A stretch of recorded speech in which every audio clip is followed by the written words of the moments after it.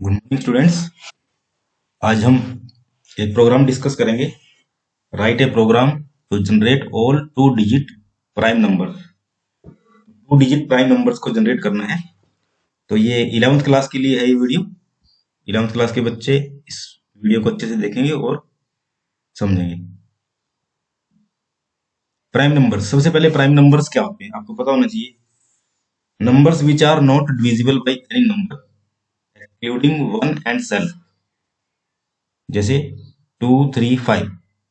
तो ये किसी भी नंबर से डिवाइड नहीं होते, या तो खुद से डिवाइड होंगे या फिर वन से होंगे। तो प्राइम नंबर्स के बारे में आपको ऑलरेडी पता है, तो इसके बारे में ज्यादा डिस्कस हम नहीं करेंगे। अब टू डिजिट प्राइम नंबर, आपको टू डिजिट के प्राइम नंबर्स यहाँ पर प्रिंट करने हैं। तो जो प्राइम नंबर्स हैं वो टू डिजिट के 10 से स्टार्ट होंगे, 10 और 99, क्योंकि 99 के बाद 3 डिजिट आ जाएंगे। तो 10 और 99 के बीच के प्राइम नंबर्स को आपको प्रिंट करना है। उसके लिए ये प्रोग्राम मैंने बना दिया है। प्रोग्राम कैसे काम कर रहा है वो मैं आपको स्टेप बाय स्टेप समझाऊंगा। एक ही स्टेप में, अगर एक ही बार में पूरा प्रोग्राम आप पढ़ोगे तो समझ में नहीं आएगा। तो आपको जो आउटपुट है, आप आउटपुट देखिए, ये इसकी आउटपुट आएगी यहाँ पर।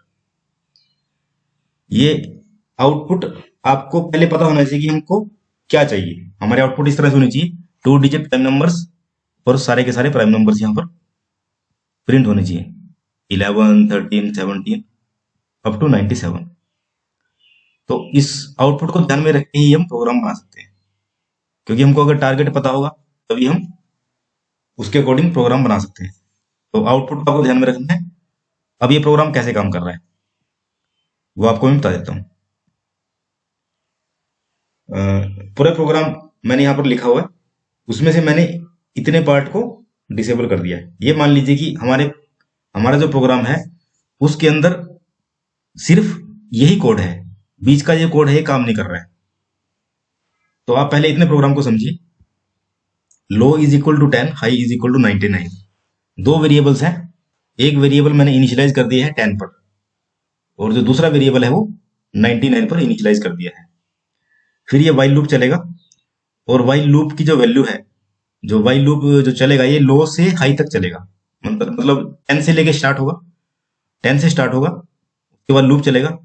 लूप चलने के बाद इसमें एक इंक्रीमेंट हो जाएगा। तो लो की जो वैल्यू है वो 10 थी पहले, एक बार लूप चलने के बाद लो की वैल्यू 11 हो जाएगी। फिर से लूप चलेगा, 11 के बाद फिर 12 हो जाएगी, फिर से लूप चलेगा, फिर 13 हो जाएगी। तो लूप चलता रहेगा जब तक कि लो की वैल्यू वो 99 तक नहीं जाती है। तो यहां पर देखिए वैल्यू ऑफ वेरिएबल लो किस तरह से जा रही है। फर्स्ट लूप में 10, फिर 11, फिर 12 और अप टू 99। तो उसके बाद अभी बीच का जो ये कोड है इसको मैं डिस्कस करता हूं अगले स्टेप में।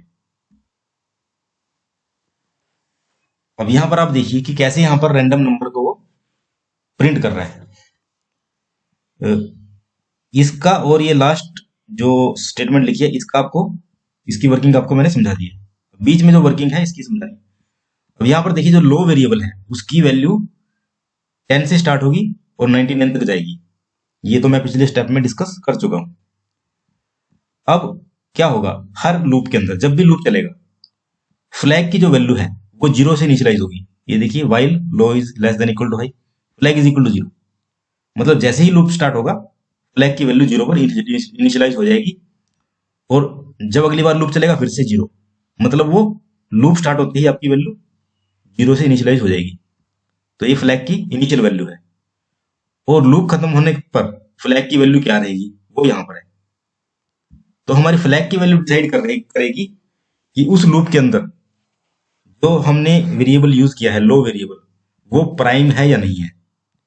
तो लूप एंड होने के बाद अगर हमारा फ्लैग 1 हो जाता है तो हमें उस नंबर को प्रिंट नहीं करना है। ये देखिए if flag is equal to 0, मतलब लूप खत्म होने के बाद अगर फ्लैग की वैल्यू 0 है, स्टार्टिंग में 0 थी और लास्ट में भी 0 ही है, तो उसको हमें प्रिंट कर देना है। मतलब जैसे 11 है, 11 के केस में फ्लैग की वैल्यू शुरू में भी 0 थी, लास्ट में भी 0 रहेगी, तो उसको हमें प्रिंट कर देना है, मतलब वो प्राइम नंबर है। 13 में भी ऐसी है। और बीच के जो नंबर्स हैं इनमें फ्लैग की वैल्यू चेंज हो रही है, 0 to 1 हो रही है, तो इनको प्रिंट नहीं करना है। तो मतलब फ्लैग जो है वो वेरिएबल वो डिसाइड कर रहा है कि हमारा नंबर प्राइम है कि नहीं है। अब वो फ्लैग की वैल्यू को कैसे चेंज करेगा, उसके लिए मैंने बीच में फॉर लूप लगाया है, यहां से लेके यहां तक। ये जो फॉर लूप है ये डिसाइड करेगा कि आपका नंबर प्राइम है कि नहीं है। अब वो कैसे चेक करेगा, देखिए, for I in range 2 to low.